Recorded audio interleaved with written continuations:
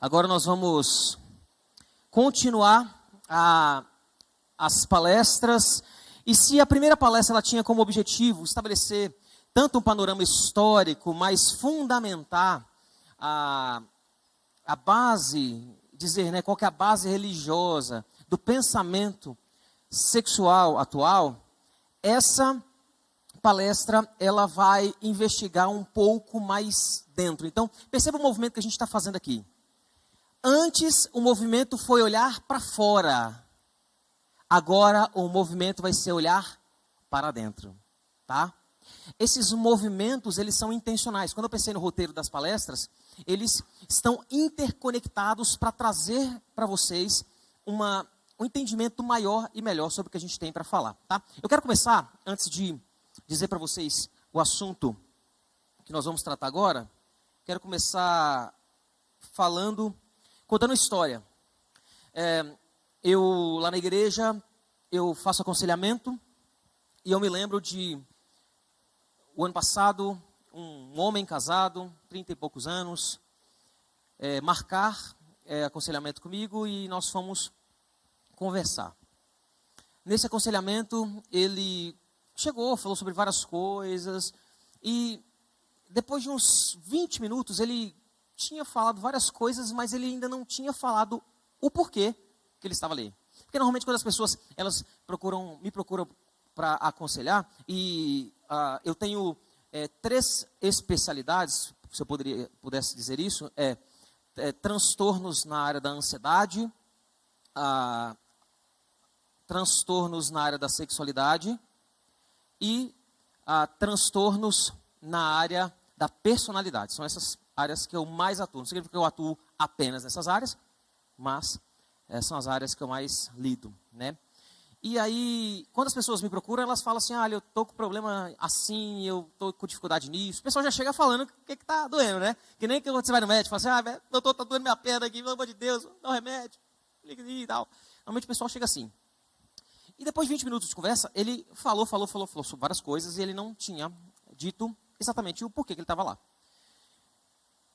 E aí eu perguntei para ele, você está com dificuldade de falar o porquê que você está aqui.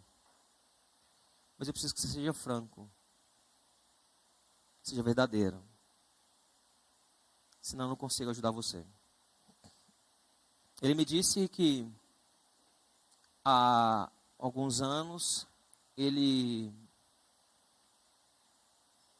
tinha atração por crianças.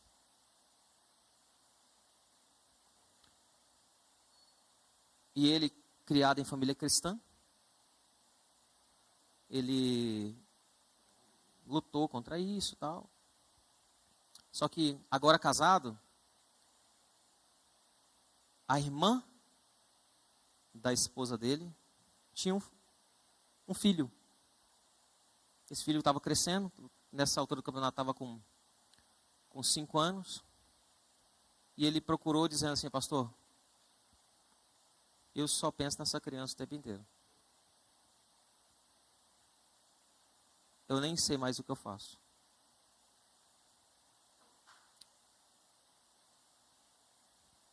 Eu desejo essa criança. Foi o que ele disse. Esse exemplo extremo, ele é um exemplo de como que as nossas afeições e afetos podem estar desordenadas. E a gente fala muito sobre afeto e afeição, mas na maioria das vezes a gente entende pouco. E é por isso que nessa palestra eu quero trazer para você um conceito mais claro de como funcionam os afetos e como eles se relacionam com a sexualidade, tá? Aqui você vai receber uma avalanche de Bíblia, de versículo. Então, eu vou encadear vários argumentos e vários versículos. Vamos fazer um combinado? Se eu estiver indo muito rápido, com a tendência minha, levanta a mãozinha assim, que eu vou saber que eu estou indo rápido, que aí eu vou dar uma desacelerada. Pode ser? Não precisa se coibir. Ai, meu Deus, eu vou ser o chato. Não, pode levantar, que aí eu... Precisa levantar assim também, né? Assim que eu vou ver. Combinado? Vamos fazer assim? Então, vamos lá. Quando a gente fala de afeto, quando nós falamos da parte interior da humanidade, há uma grande confusão cultural, social e conceitual. Porque na história cristã, as pessoas vão entender que o ser humano é constituído de várias partes. Alguns entendem que o ser humano é constituído de 3 partes, que é corpo, alma e espírito. Essas pessoas são chamadas de tricotomistas, tá? Corpo, alma e espírito. Tem aqueles também que entendem que o ser humano é constituído de corpo e alma e espírito são termos iguais, intercambiáveis. Então, nós somos feitos de 2 partes. Essas pessoas são chamadas de dicotomistas, ou seja, de 2. E eu respeito muito quem pensa dessa maneira, mas eu acho que essas perspectivas são insuficientes para lidar com o ser humano como ele é. Por quê? Aqueles que são defendem a tricotomia, além de ter vários problemas bíblicos com isso, eles defendem uma separação das áreas que compõem o ser humano. Por exemplo, eles vão dizer que o corpo quem trata é o médico, a alma quem trata é a Bíblia, é o pastor, e o terapeuta trata o espírito, ou o contrário, né? Às vezes a alma quem trata é o terapeuta e o espírito quem trata é a Bíblia.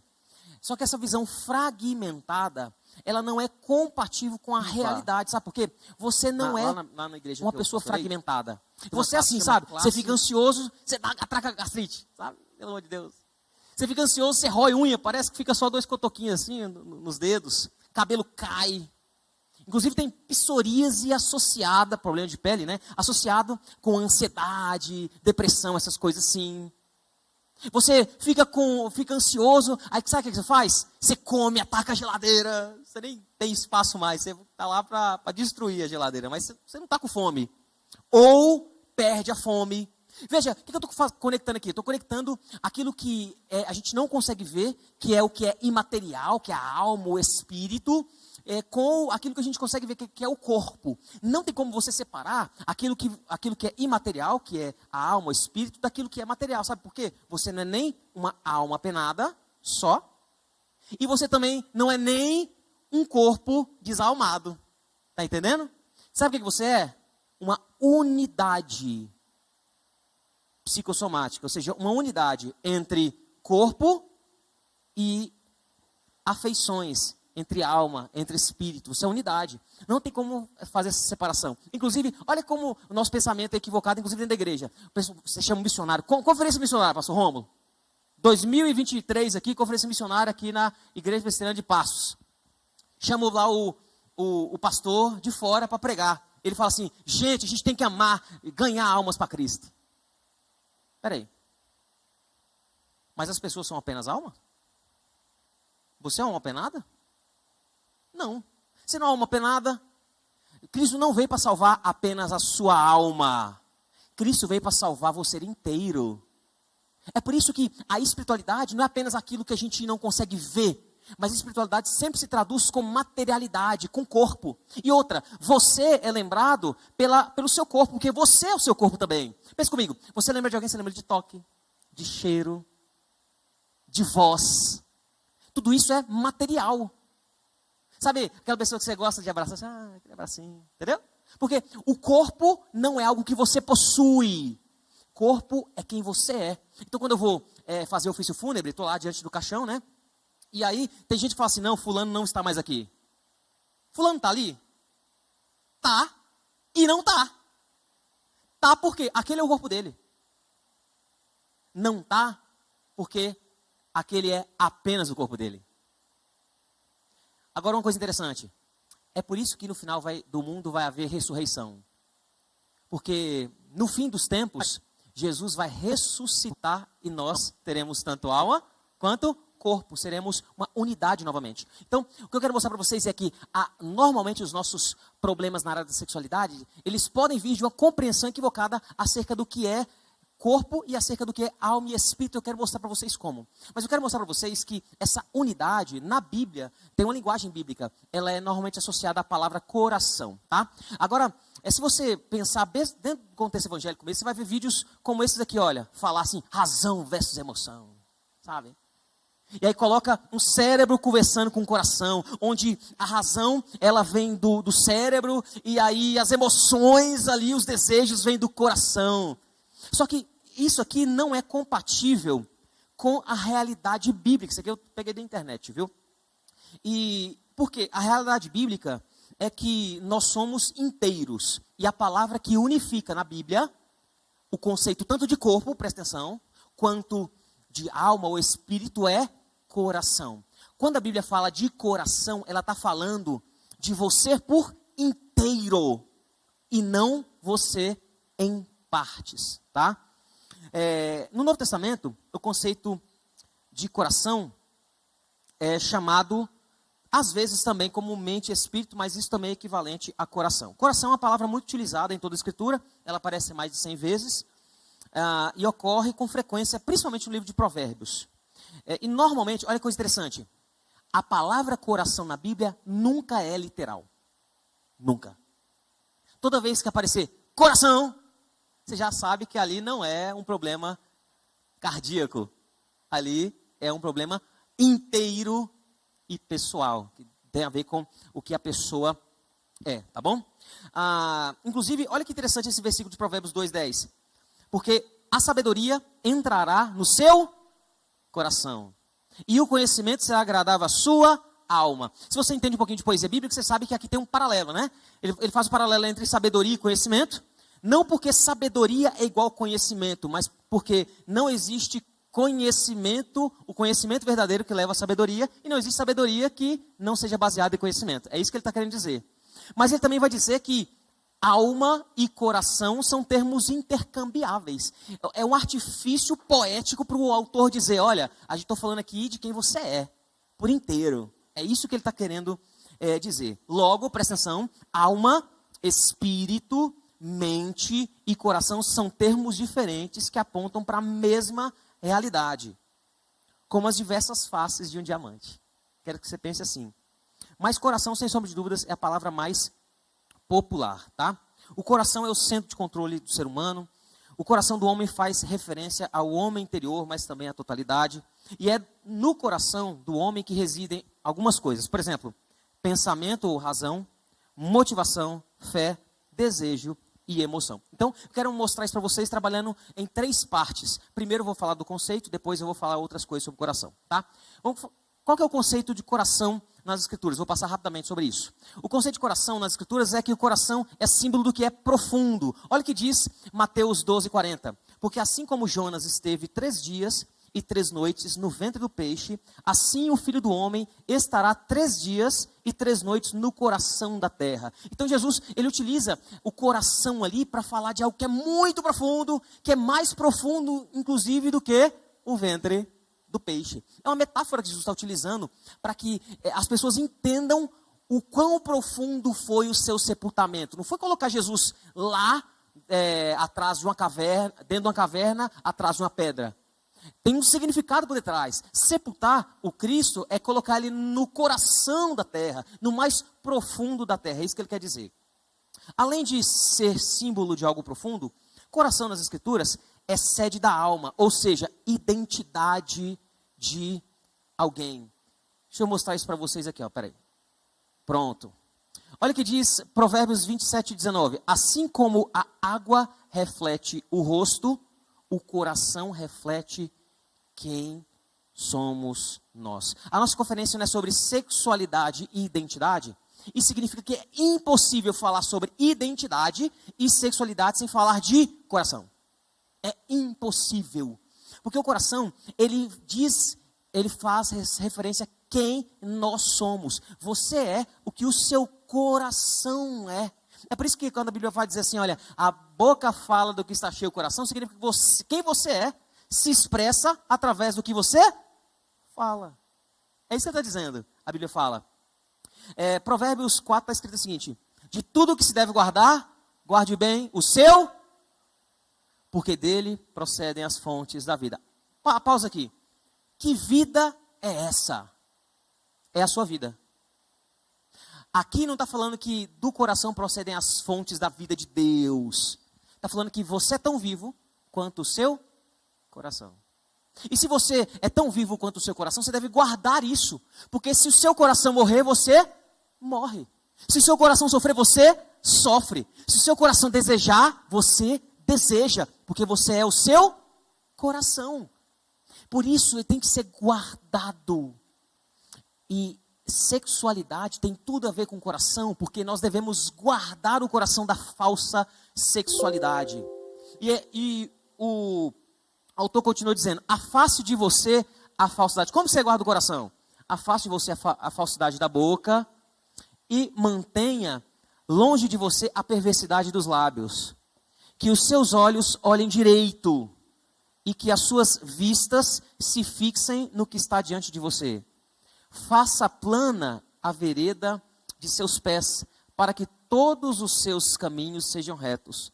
Não se incline nem para a direita, nem para a esquerda. Então, ele fala que tem 3 agentes aqui de como guardar o coração, que envolve boca, que ele cita como lábios também, olhos, que ele cita como vistas, e pés. A ideia aqui é mais ou menos o seguinte, olha, a boca, os olhos e os pés aqui são comportamentos. Pés na Bíblia é sempre associado com impulso, com movimento. Então ele vai dizer que o seu coração ele deve ser guardado, porque dependendo de como está seu coração, você vai expressar através dos lábios, dos olhos e também do movimento. Mas não apenas isso, seu coração pode ser influenciado tanto positivo quanto negativamente. Pelo quê? Pelos lábios das outras pessoas, pelo que as outras pessoas mostram vistas e porque as outras pessoas fazem. Por isso, guarda o coração. Agora, pegue esse tipo de coisa e veja que a relação sexual ela envolve tanto aquilo que a gente movimenta, aquilo que a gente faz, mas também aquilo que a gente vê, aquilo que a gente fala. Está completamente relacionado, porque o conceito de coração é a identidade de alguém. Você é aquilo que o seu coração é. Tá bom? Além disso, o conceito de coração é que é dele que é a origem dos comportamentos. Olha o que diz Marcos 7:21. Porque de dentro do coração das pessoas é que procedem os maus pensamentos, as imoralidades sexuais, perceba, as imoralidades sexuais, os furtos, os homicídios, os adultérios, a avareza, as maldades, o engano, a libertinagem, a inveja, a blasfêmia, o orgulho, a falta de juízo. Todos estes males vêm de dentro e contaminam a pessoa. Você tem que guardar o seu coração porque ele é a origem comportamental. Então veja, se eu disse antes que uma sexualidade desordenada é fruto de uma espiritualidade desordenada, isso significa que o seu coração, ele é a origem comportamental. E se você tem uma sexualidade desordenada, significa que o seu coração, ele está espiritualmente problemático. É isso que eu quero dizer. Porque é dele que vêm as coisas, inclusive as imoralidades sexuais, que são gerais aqui, mas elas podem se expressar em adultério, por exemplo, que é o que o texto diz. Tá bom? Isso significa algumas coisas. Por exemplo, isso significa que as circunstâncias revelam quem somos. Embora nós, em algum nível, sejamos influenciados pelo meio, é verdade, mas o meio, ele não produz quem somos, ele influencia. O meio, frequentemente, revela quem somos. Por exemplo, tem um ditado popular que diz que a ocasião faz o... Significa que os ladrões são produzidos dentro de contextos adequados? Não. Significa que contextos adequados podem revelar ladrões. A pessoa já tinha um coração que era roubador. Mas aí teve a oportunidade de roubar, ela foi lá e meteu a mão. Entendeu?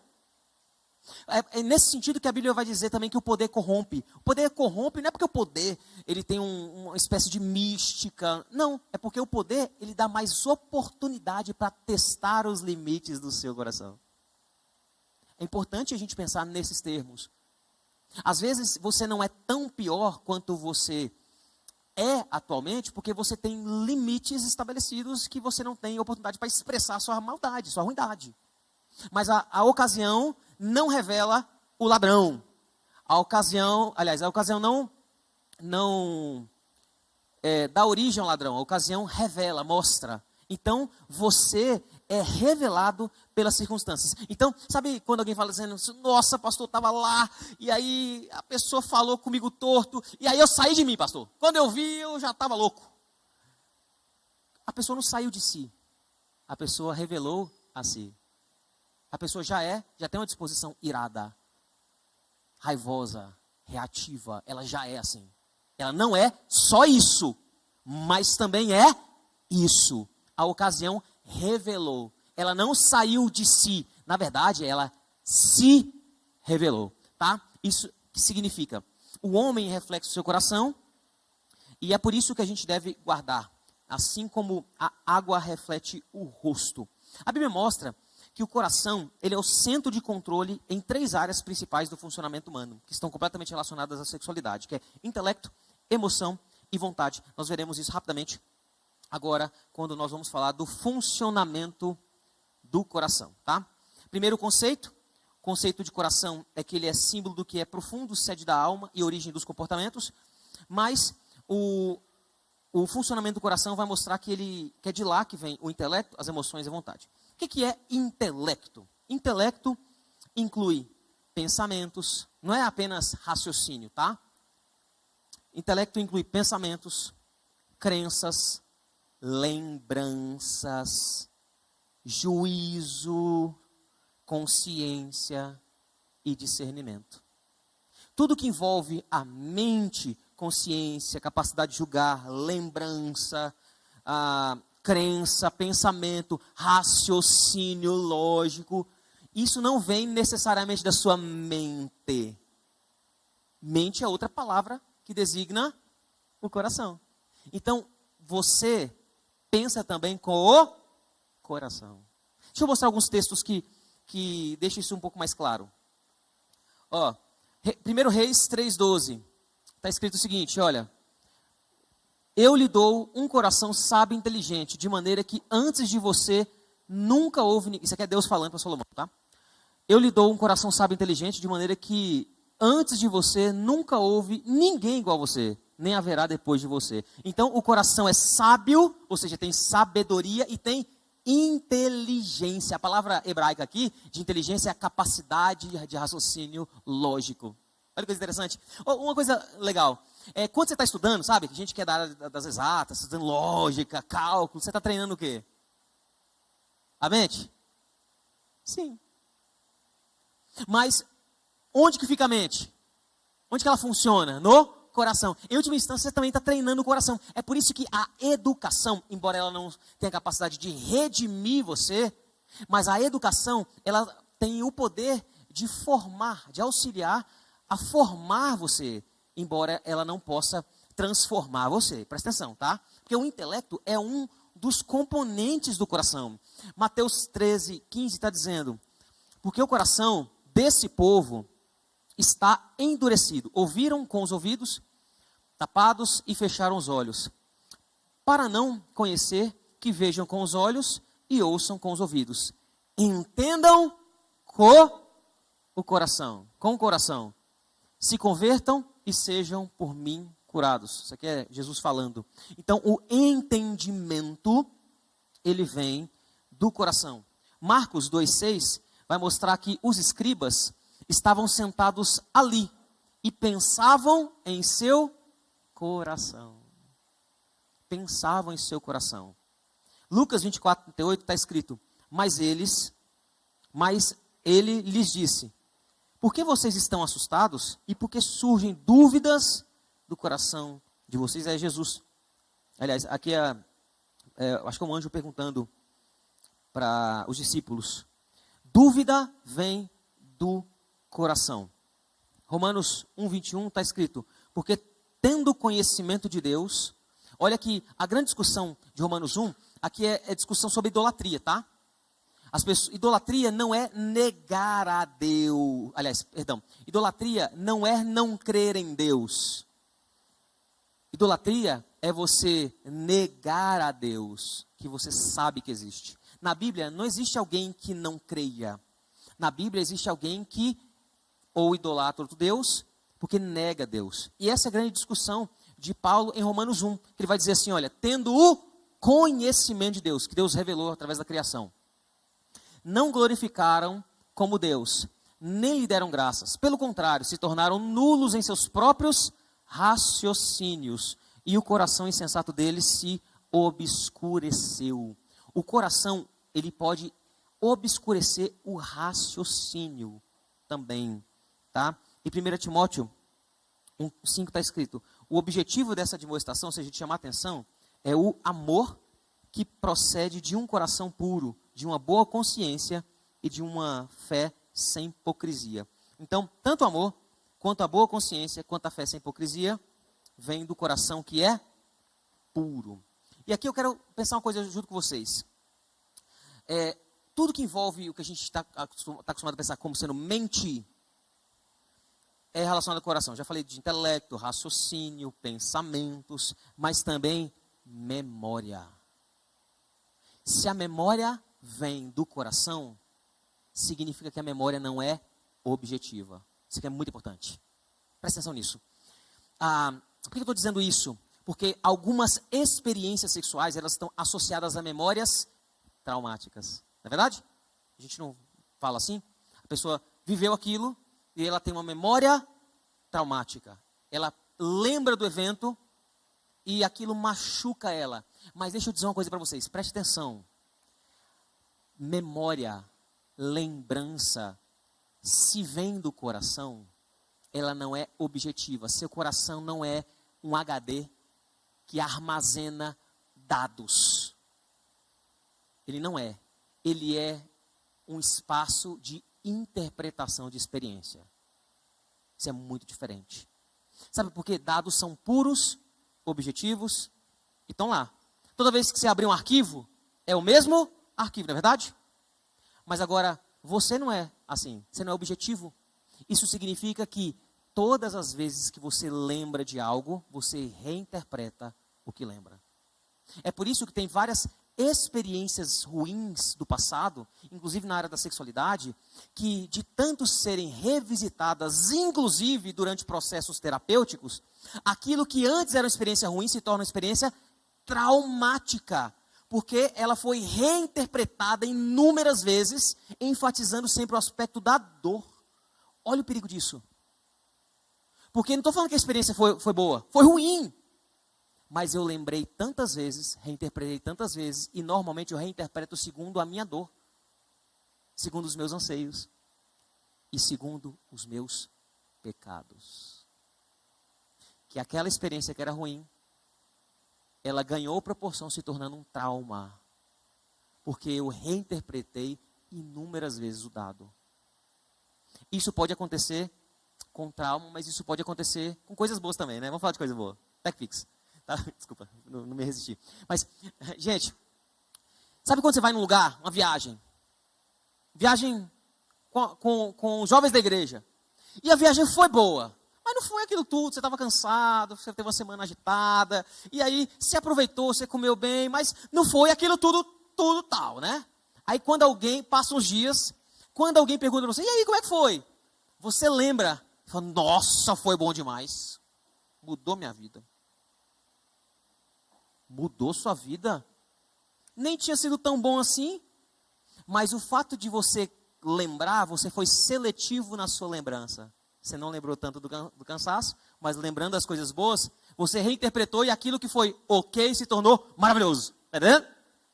Algumas vezes isso pode ser feito por boas motivações, como por exemplo, lembrar do que é bom e importante. Outras vezes pode ser por arrogância. Eu não vou ficar por baixo, eu vou falar que foi top. Falar que foi top, porque eu sou top, tá entendendo? A gente não é assim? Nossas experiências são as mais importantes, as mais relevantes. E aí quando a gente conta, a gente lembra, reinterpreta segundo as inclinações pecaminosas do coração. Olha o perigo disso. Porque tudo isso vem do coração, que é, a Bíblia fala, desesperadamente corrupto. Tá? Além de intelecto, a Bíblia vai mostrar que o coração, é do coração que vem as emoções. Emoções é outra parte do centro de controle do homem. Ela é a expressão, afetiva de quem nós somos, tá? Não tem como separar. Sabe quando alguém fala assim, olha, ai meu Deus, eu estou com a crise, pastor. Eu sei que eu tenho que fazer, mas eu sinto diferente.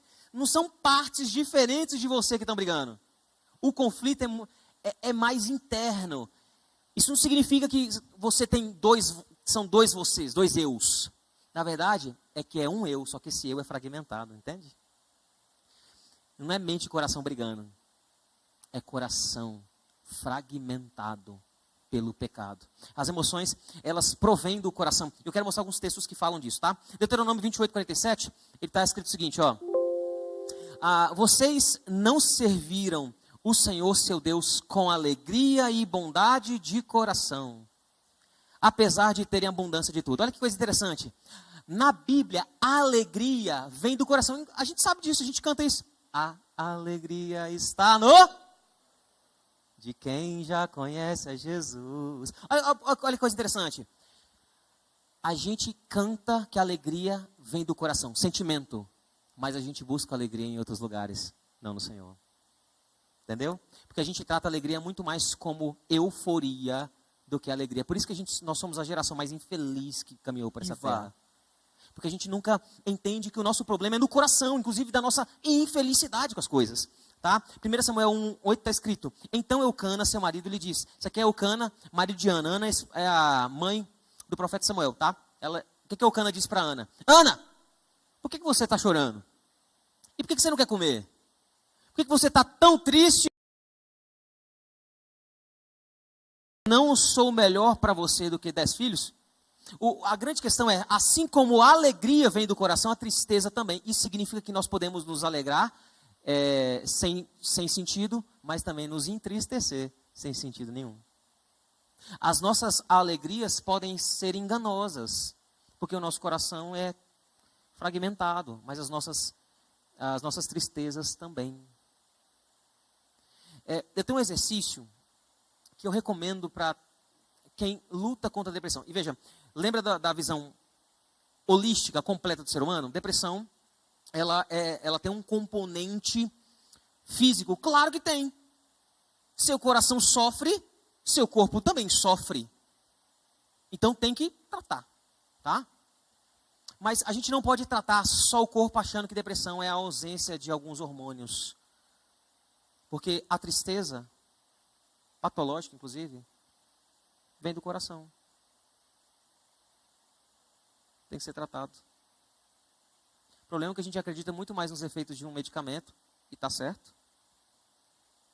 Mas a gente não acredita nos efeitos da palavra, que pode dar alegria ao coração, como diz o salmista no Salmo 119, entendeu?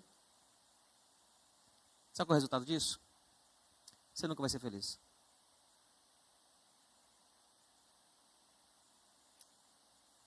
Sabe o que é pior?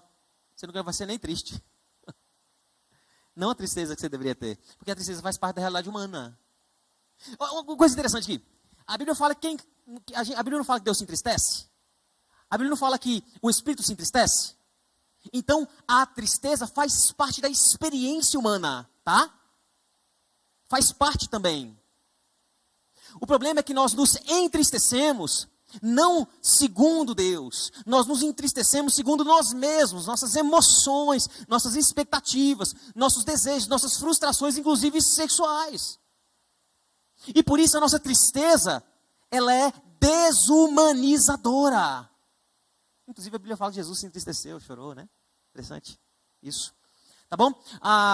Salmo 24 está escrito, que Deus lhe conceda que o seu coração almeje, o coração aqui, um coração desejoso, né? E realize tudo o que você planejou, tá bom? Eclesiastes 7:9, vou avançar um pouquinho mais. Está escrito, não se apresse em ficar irado, porque a ira se abriga no íntimo dos tolos. A palavra que foi traduzida como íntimo aqui, é uma palavra grega que é lev, que é também traduzida como coração. Como o tradutor sabe que o coração é o mais íntimo do ser, ele já traduziu como íntimo, mas a palavra aí é coração. Não se apresse a ficar irado, porque a ira, de onde vem a ira? Do coração. Digam aos desalentados de coração, Isaías 35:4. Sejam fortes, não tenham medo. Eis aí está o Deus de vocês. a vingança vem, a retribuição de Deus, Ele vem para salvar vocês. Então, desalento, falta de esperança, né? Que eu estou dizendo assim, essa emoção de, desisti, viu? Isso aí vem do coração. Tiago 3,14 vai dizer, pelo contrário, vocês têm em seu coração inveja amargurada e sentimento de rivalidade. Não se gloriem disso, nem mintam contra a verdade. Então, inveja, amargura, também vem do coração. É isso que eu quero que vocês entendam. Além de intelecto e emoções, do coração também vem a vontade. Vontade é o aspecto da parte interior que escolhe e determina ações. Escolhas têm a ver com vontade. E mais uma vez aqui a gente está entendendo, eu estou querendo construir um quadro aqui. Qual o quadro? O quadro de que tanto intelecto, emoções, quanto vontade, nós só podemos sentir isso ou experimentar isso porque Deus, Ele é assim. Deus, Ele tem intelecto, Ele pensa, Ele planeja. Tem os planos de Deus, a Bíblia fala. Deus tem emoções, Deus se ira, Deus ama. Deus, Ele também tem vontade. Percebe que nós só podemos ter isso porque Deus nos fez assim a sua imagem e semelhança. Estava conversando com o pessoal aqui na hora do intervalo, expliquei para eles que animais não têm intelecto, animais não têm emoções, animais não têm vontade, eles têm instinto. Tá? Essa é uma grande diferença, porque eles não são imagem e semelhança de Deus. Então, aquilo que você vê é instinto. Mas eu coloquei uma carne na frente dele, ele quis a carne, mas ali ele está instintivamente indo para a carne, querendo comer a carne. Mas essa vontade que eu estou falando aqui é uma vontade que nos faz ser humanos. Tá bom? Nós não somos animais nesse sentido. Tá bom? Então até aqui nós temos o funcionamento do coração, que é o intelecto, emoções e vontade. Deixa eu só ver alguns versículos antes aqui. Agrade-te do Senhor, Ele satisfará os desejos do teu coração. Inclusive, esse versículo é muito entendido, muito mal entendido, né? Alguns vão dizer assim, olha, se você agradar a Deus, Deus vai dar o que você quer. Não é isso que o versículo está dizendo. O versículo vai dizer que você tem que se agradar do Senhor. E quando você se agrada do Senhor, você está satisfeito, com o coração satisfeito. O problema é que a gente se agrada de qualquer outra coisa, né? Menos do Senhor. A gente se agrada do varão prometido, da varoa, da faculdade, do curso, do concurso, da família, menos do Senhor. É por isso que nós temos um coração tão insatisfeito. Êxodo 25:2 está escrito, diga aos filhos de Israel que me tragam uma oferta de todo homem cujo coração se mover. Está vendo? Coração em movimento tem a ver com vontade. Dele vocês receberão a minha oferta.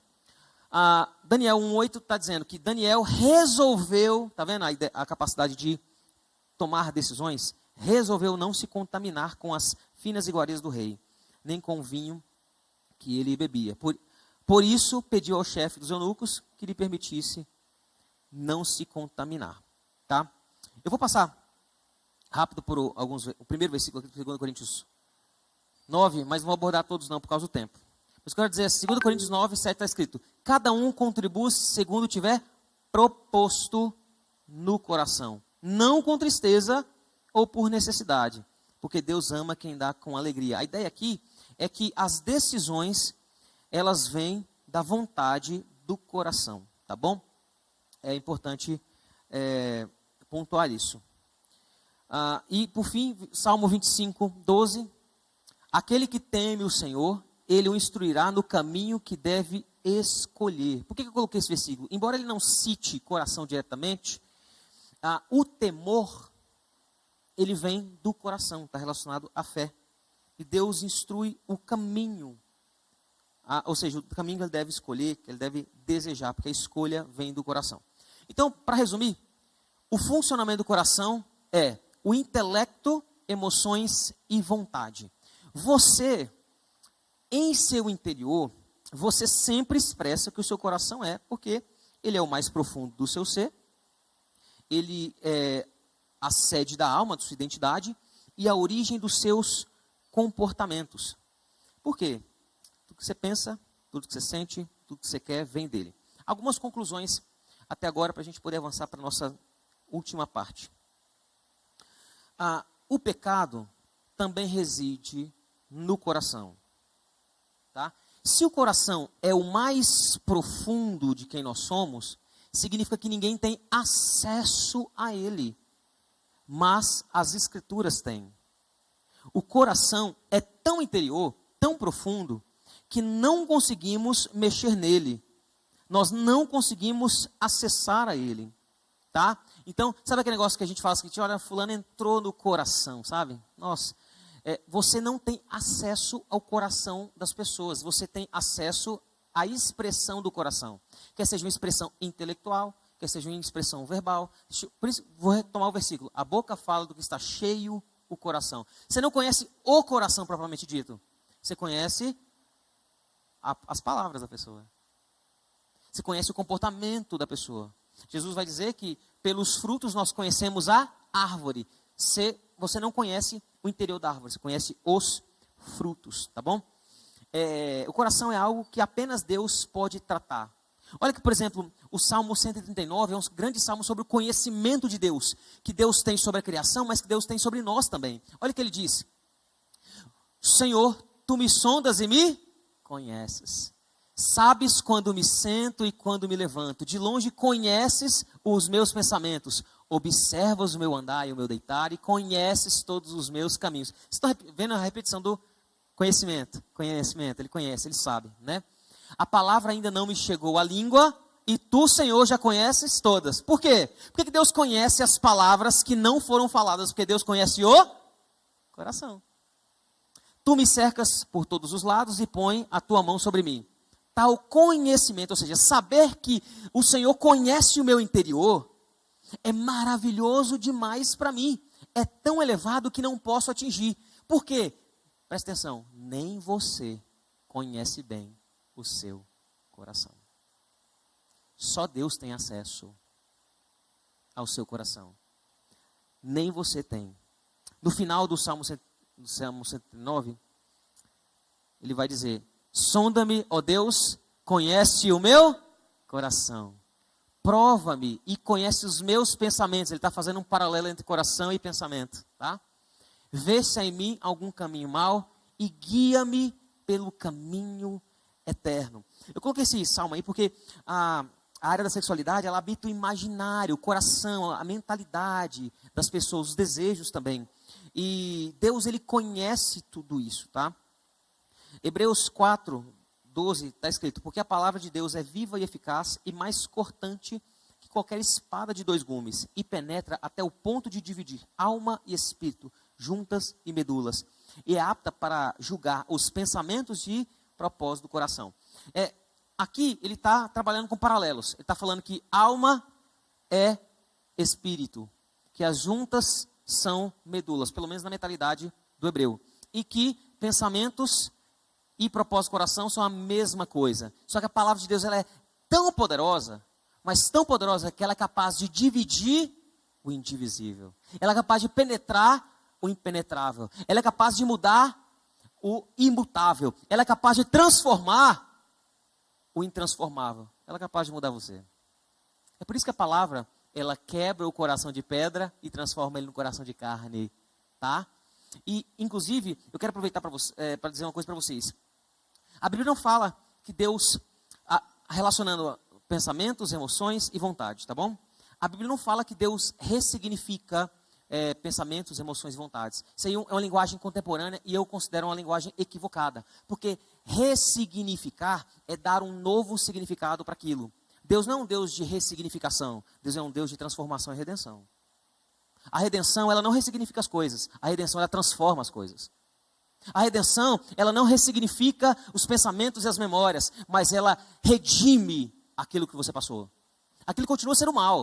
Não está ressignificado. Foi mal. Mas agora, você olha, você não está ressignificando a dor. Você está redimindo o coração, as afeições, entende? Então a gente tem que tomar cuidado com essa linguagem de ressignificação. Porque hoje tudo é ressignificar, né? Não, vamos ressignificar, pastor. ressignificando casamento, ressignificando a criação de filhos, ressignificando namoro. Gente, a gente tem que tomar cuidado com esse tipo de mentalidade. Porque ressignificar é linguagem de quem não tem poder para transformar. E a Bíblia não promete ressignificação, ela promete transformação. E eu não sei vocês, para um coração que padece com desordens sexuais, eu não quero ressignificação. Eu não quero que os meus pecados sejam ressignificados. Eu não quero que as minhas fragmentações sejam ressignificadas. Eu não quero que o significado dela seja mudado. Eu quero transformação. Eu quero redenção. Eu quero libertação. É por isso que a gente não precisa de ressignificação. A gente precisa de redenção, tá? Inclusive, eventos históricos. Sabe aquela história de Jacó, que encontra com os irmãos? Que ele vai dizer para os irmãos, olha, vocês tentaram mal contra mim. Mas aí Deus ressignificou o mal. Não, vocês tentaram mal contra mim, mas Deus transformou. A palavra ali pode ser traduzida como redenção. Redimiu o mal e usou para o seu bem, para o meu bem.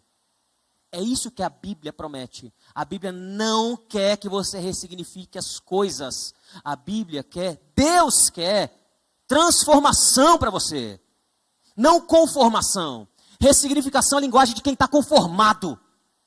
Transformação é a linguagem de quem acredita no poder de Deus. É isso que eu quero que você entenda. Porque Deus é o único capaz de transformar o coração. Porque nós não deveríamos confiar nele, porque ele é enganoso, mais do que todas as coisas, desesperadamente corrupto. Quem poderá entendê-lo? Quem poderá me defender, né, do meu coração? Ninguém pode defender você do seu coração, gente, eita. Nem você pode se defender do seu coração. Sabe por quê? Porque você não consegue entender.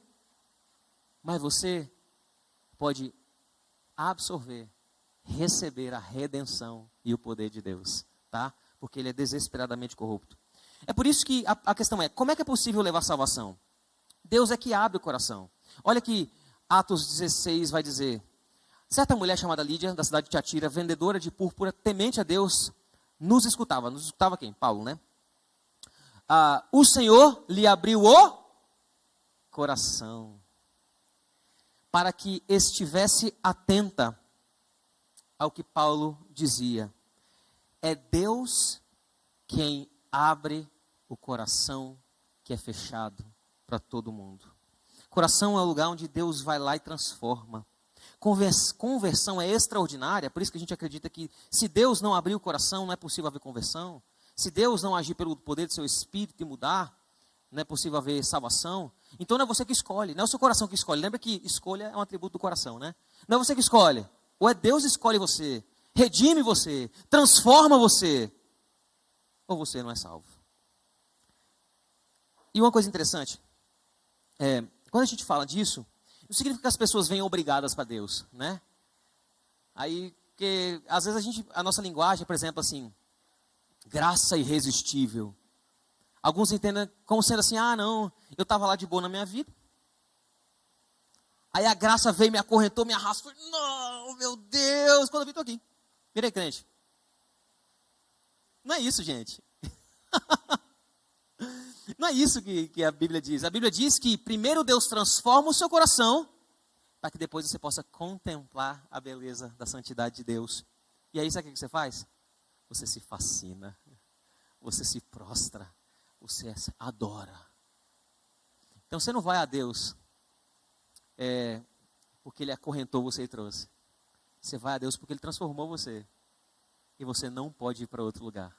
É por isso que Agostinho vai dizer, Senhor, é duro te servir, mas impossível te deixar. É por isso que vocês que podem enfrentar dificuldades na área da sexualidade podem dizer, Senhor, já tentei de tudo, eu vivo lutando contra isso, já pensei até em chutar o pau da barraca, mas eu não consigo. Eu tento me afastar, eu me conto enganos, mas eventualmente eu sou trazido de volta. Sabe por quê? O Deus que agiu uma vez no seu coração para te salvar, Ele continua agindo no seu coração para te santificar. O lugar que você não pode acessar, Deus tem acesso. e livre acesso. Você não abre o coração para Deus, Ele abre o seu coração. Ele cria a abertura, não você. Está entendendo? Porque é de lá que vem quem você é, tá? A mudança não é só na nossa mente, nem na nossa vontade, e sim um lugar que antecede a mente e a vontade, que é o coração. Então até aqui nós vimos o conceito de coração, o funcionamento do coração, e aqui eu quero gastar 5 minutos falando sobre a movimentação do coração. Talvez seja o conceito mais difícil para a gente entender aqui, mas eu acho que é importante. Por quê? Porque coração, embora seja uma linguagem ampla, as coisas estão lá, a gente já viu isso, né, através do conceito do funcionamento, mas as coisas não ficam paradas no coração, elas interagem. O nosso intelecto interage com as emoções, as emoções interagem com o intelecto e com a vontade, entende? Então, essas interações, elas acontecem, é por isso que a gente entra em crise, sabe? Estou em crise por quê? Porque essas coisas estão se interagindo, entende? E aí, o que eu quero fazer nessa última parte? Eu quero organizar a interação do coração. Por isso que eu quero falar da movimentação, tá bom? Se alguém me perguntar, pastor, quais são os afetos básicos de um coração humano? O que todo coração humano tem? Eu poderia dizer que é fé, esperança e amor. Tudo aquilo que eu disse até agora, ele de fato tem, tá? Mas a fé, a esperança e o amor fundamenta tudo que a gente falou, que é intelecto, emoção e vontade. Então, isso daqui é anterior a intelecto, emoção e vontade. É isso daqui que organiza, movimenta e motiva o intelecto, a emoção e vontade. E eu defendo que todo ser humano tem fé, esperança e o amor. Você vai dizer, tem não, pastor. Tem não. Tem um cara lá na minha turma, na minha faculdade, no meu trabalho, que não crê não, viu? Como eu tenho dito para vocês, fé não é uma opção. Aí, ó, fala de fé, a potestade do ar já age ali, ó. Volta aqui para mim. Volta aqui para mim. Fé não é uma opção. A grande diferença é onde nós colocamos a nossa fé. Ou nós colocamos em Deus, ou em um ídolo, ou em um objeto, ou num animal, ou em um monte de lugar, tá? Então, todo mundo tem fé. Ponto pacífico? Beleza? Todo mundo tem amor. Ou para com Deus, para com o próximo, ou para consigo mesmo.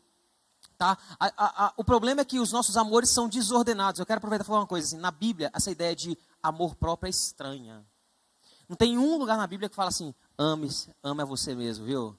Tem um versículo que Jesus fala que ame o teu próximo como a ti mesmo. Mas não está falando para você se amar, está falando para amar o próximo. Por quê? É impossível que você ame de verdade o próximo enquanto você continuar se amando. Porque tem gente que interpreta da seguinte maneira, eu preciso me amar para então conseguir amar a pessoa. Oh, meu Deus, rede social, vai ter isso aí. O que a rede social fala? Sabe, você nunca vai conseguir entregar aquilo que você não tem. Você não consegue amar outra pessoa sem você primeiro ter amor próprio. Assinado Satanás. Deixa eu te explicar qual que é o erro disso. Na Bíblia, amor próprio é sempre associado com orgulho e pecado. O seu problema não é que você não tem amor próprio. O seu problema é que você se ama demais. E é por isso que você tem dificuldade de amar o próximo e amar a Deus. Se ama o próximo se for vantajoso para você. Mas isso não é amor, é troca. Se ama a Deus se for vantajoso para você. Mas isso não é amor, é barganha. Entendeu? Mas a Bíblia não é amor próprio que é promovido. O lugar da Bíblia é toma a tua cruz e siga-me. Negue-se a si mesmo. Não ame-se a si mesmo. Não existe cristianismo sem negação de si. Sabe por quê? Foi exatamente isso que o nosso Salvador fez. Jesus não amou a si. Ele era amado por Deus, mas ele não amou a si. Mas a si mesmo se entregou, vai dizer as Escrituras. Então a gente precisa não desconstruir esse conceito cultural. A gente precisa aprender a base bíblica, tá bom? Não existe nas Escrituras promoção do amor próprio. Enquanto você der ouvidos a esse tipo de coisa, você vai se afastar do Evangelho. Que o Evangelho vai dizer que você não tem amor próprio, mas você foi amado. E porque você foi amado gratuitamente, você não tem que se amar mais. Você tem que amar o Senhor e ao próximo, negando a si mesmo. Tá bom? Então, todo mundo tem amor. A diferença é que os nossos amores são distorcidos, maníacos, psicóticos, doidos, estranhos, obsessivos, etc. Todo mundo tem amor. E todo mundo tem esperança. As pessoas, elas têm esperança, porque esperança tem a ver com aquilo que você almeja quanto ao futuro. Quando as pessoas elas falam assim, poxa, eu perdi a esperança, não é que ela não tem mais esperança. Significava que antes ela abraçou uma ilusão, e essa ilusão não foi suficiente para satisfazer seu coração. É por isso que parece que a pessoa está desesperançosa. Mas desesperança é o que a gente consegue quando a gente abraça uma ilusão no lugar da esperança bíblica, tá bom? Então, todo mundo tem fé, todo mundo tem esperança e todo mundo tem amor. Tudo isso é antes ao intelecto, às emoções e à vontade. Esse é o mais baixo nível do coração, é o solo, tá? A sua vontade, o seu intelecto e as suas emoções são coordenadas pela sua fé, pela sua esperança e pelo seu amor. Até aqui tranquilo? Então deixa eu organizar um pouquinho mais e dizer uma coisa para vocês. Que a fé está para habitação, o amor está para operação e a esperança está para imaginação. Deixa eu te explicar. Na Bíblia, a fé sempre habita, está associado com algo que te firma, tá? Por exemplo, Deus fala para Jonas, vai pregar lá em Nínive. Só que Jonas não queria. Ele não queria por quê? Porque ele tinha uma âncora, embora ele seja desobediente a Deus, ele tinha uma âncora, que ele cria que Deus tinha poder para mudar aquele povo. E é o que acontece, mas não era o que ele queria que acontecesse. Ou seja, ele tinha uma fé correta, só que direcionada de maneira equivocada. Quando Deus fala para Abraão, Abraão, sai da tua terra, da parentela e vai para outro lugar que eu vou te mostrar. Ele está mostrando assim, olha, ancore o seu coração crendo na minha promessa, tá? Porque mesmo que o seu entorno seja vulnerável, você pode ter um coração que é seguro. Presta atenção, fé tem a ver com segurança. Nós nos sentimos inseguros, é porque a nossa fé não habita em Deus, em quem Ele é. É isso que é fé está para habitação. Amor está sempre para operação. Amor não é só ação. Importante eu falar isso. Tem gente que vai dizer que amor é atitude. Bonito, né? Mas não é só isso. Amor na Bíblia sendo um atributo de quem Deus é. Deus é amor. Ele não é apenas ação. Deus não é apenas ação. Entendeu? O amor nas Escrituras, ele é muito maior do que mera ação. Ele une a ação junto com a emoção. É por isso que eu vou dizer que amor é uma espécie de volição, porque é algo que você sente, mas é algo que você sente de um jeito que você é impelido a agir, tá? Então é por isso que eu coloco o amor como operação. E nas Escrituras, você sempre age conforme os seus amores. Por exemplo, Jesus vai dizer, aquele que tem os meus mandamentos e os guarda, esse é o que me ama. Você não obedece a Deus, não é porque você não crê, é porque você não ama a Deus. Você ama a si mesmo, você ama o prazer, mas não ama o Senhor. A Bíblia vai dizer que por Deus nos amar, Ele nos salva. Deus amou o mundo de tal maneira que deu seu Filho. Está vendo? Operação. Tá? Porque amor é muito mais complexo do que isso. Então todo mundo ama. E o amor está para operação. E a esperança está para a imaginação. Imaginação aqui não é fantasia. Quando a gente fala de imaginação, imaginação, fantasia, não é nada disso. Imaginação é uma imagem. Presta atenção nisso aqui. Imagem futura. Então, a esperança sempre dá uma imagem futura para você crer no presente. Por isso que é imaginação. Deixa eu dar um exemplo aqui. Qual que é a esperança cristã? Não é a ressurreição, a glorificação do corpo, não é o retorno de Jesus? Acabei de escrever um quadro para você aqui, uma imagem para você ter esperança. O problema é que na época da pandemia, a pessoa tinha uma imaginação nos seus feitos, nos seus propósitos, na sua vontade, e não uma esperança cristã. É por isso que as pessoas ficaram desesperadas. Imaginação é uma imagem futura que te faz caminhar no presente. Tá? Para finalizar, eu quero mostrar como isso se relaciona. Lembrando que a fé, esperança e amor é o que vem anterior ao intelecto, às emoções e à vontade. Só que quando entra na hora da operação, imaginação e habitação, já tem tanto intelecto, emoção e vontade aqui, já tem intelecto, emoção e vontade aqui, e já tem intelecto, emoção e vontade ali. Tá? Ali já é uma maneira de expressar. Tá? E como que isso se expressa? Realmente é assim. Deus,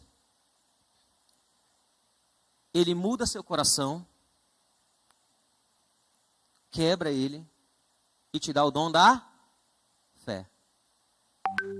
Com o dom da fé, Ele vai te dar uma nova imagem, uma nova esperança. A esperança da glória, a esperança de que Deus está no governo. Ele está te dando uma imagem dele glorificado, poderoso. E por causa dessa esperança, Ele te convida à obediência. A viver uma vida de amor. O problema de quem tem dificuldades na área da sexualidade é que ele crê que o prazer é o que ele precisa. Ele alimenta a imaginação com imagens impróprias, pornografia, por exemplo. Tem uma imagem ali, né? Do seu desejo. E por causa disso ele opera em dificuldade. Vou citar outro exemplo. A pessoa chega no meu gabinete e fala assim, olha, meu marido me traiu. Aí você conversa com o marido. O marido, ele vai dizer assim, olha, minha esposa não me trata bem e eu mereço ser feliz. O que é isso? Fé. É o que ela acredita. E aí ele começa a vislumbrar uma vida sem esposa, sem filho, sem as amarras, uma vida de prazer, imaginação, esperança. Aí, como resultado, ele abandona a mulher e vai viver a vida do jeito dele. Um outro exemplo. Eu acredito que eu sou o que eu sinto. Então, se eu tenho atração pelo mesmo sexo, eu creio que eu sou trans. Fé. Por causa disso, eu passo a me imaginar com outras características do corpo, cabelo, meu corpo, e passo a não gostar do que eu vejo no espelho. Imaginação. Por causa disso, eu começo a me vestir de maneira diferente, me relacionar de maneira diferente. Começo até, quem sabe, pensar numa cirurgia de ressignificação sexual e a me relacionar com outras pessoas. Percebe a relação? Porque isso é o que acontece na movimentação do coração. Nós não temos tempo, mas eu quero mostrar para vocês que entre a habitação e a operação estão as estratégias. Ou seja, a fé te dá algo para crer, e se o amor te dá algo para agir, então as estratégias estão entre o que você crê e entre o que você ama. Tá? A fé e a esperança, entre a fé e a esperança estão os objetivos. Você almeja, você sonha conforme você crê e conforme você vê. Esperança. E os desejos, então, estão entre a imaginação e entre a operação. Ou entre a esperança e o amor. Por quê? Tem até um ditado popular. É assim, o que os olhos não vê, o coração não sente. Olhos veem é imaginação. Coração sentir, talvez, ou agir, comprar, é operação. Porque entre a imaginação e a esperança tem o desejo. Então deixa eu ilustrar para vocês. A pessoa vê pornografia, imaginação. Ela deseja e por isso opera. Ela quer aquilo, ela age. Ou se masturbando, ou procurando dormir com outra pessoa, etc. Né? A pessoa, ela vê pornografia e aí ela começa a traçar objetivos para um dia saciar aquilo. Porque ela crê que ela merece aquilo, por exemplo. A pessoa crendo que ela merece aquilo, ela começa a traçar estratégia. Objetivo é o alvo final. Estratégia é como que eu chego no alvo final, tá? Para então receber, fazer tudo aquilo que eu desejo. Eu sei que tudo isso é uma avalanche de informações e que não é fácil de entender. Eu ainda teria bastante coisa para dizer para vocês, mas o que eu tenho aqui é suficiente para que vocês entendam a complexidade do coração. E como que funciona isso? Né? Eu poderia, por exemplo, abordar de onde tirei todos esses conceitos com versículos bíblicos, etc. Mas o que eu quero mostrar para vocês é que isso aqui é importante. Por que é importante? Por causa de Cristo. A Bíblia fala que o nosso Salvador, ele era 100% Deus e 100% homem. E se ele era 100% homem, de alguma maneira Jesus tinha um coração com fé em Deus, com a esperança em Deus e que operava em amor a Deus. Jesus tinha um coração que tinha intelecto, emoções e vontade. A grande diferença é que o coração de Jesus não era fragmentado pelo pecado. Mas é exatamente porque o nosso Salvador tem um coração 100% humano como o nosso, é porque nós podemos ter esperança. Sabe por quê? Tendo o coração puro, ele foi condenado como impuro, para que você, tendo o coração impuro, fosse purificado. Deixa eu te dizer uma coisa. Tem esperança para você, tá? Essa esperança te dá uma nova imagem acerca de si, acerca das pessoas e acerca do próprio Deus. Uma imaginação nova. Essa esperança está enraizada numa fé bíblica verdadeira. E essa esperança vai funcionar mudando o seu comportamento, para que você opere em amor a Deus. Para que você um dia possa dizer a Jesus: Senhor, eu tenho os teus mandamentos e os guardo, porque eu te amo de todo o coração. Vamos orar? Vamos ficar de pé para fazer essa oração?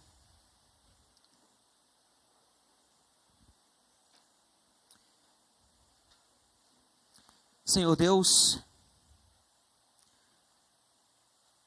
nós estudarmos um pouco sobre o coração pode provocar em nós duas coisas: angústia, por saber quão confuso nós somos, mas também pode nos entristecer para o arrependimento.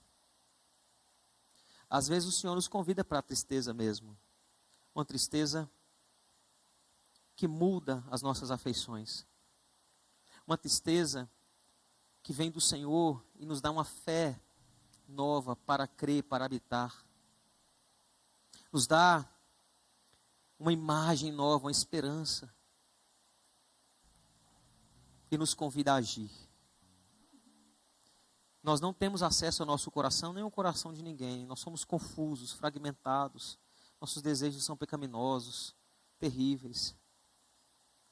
Mas nós temos o Senhor, Deus. O Senhor tem acesso ao nosso coração.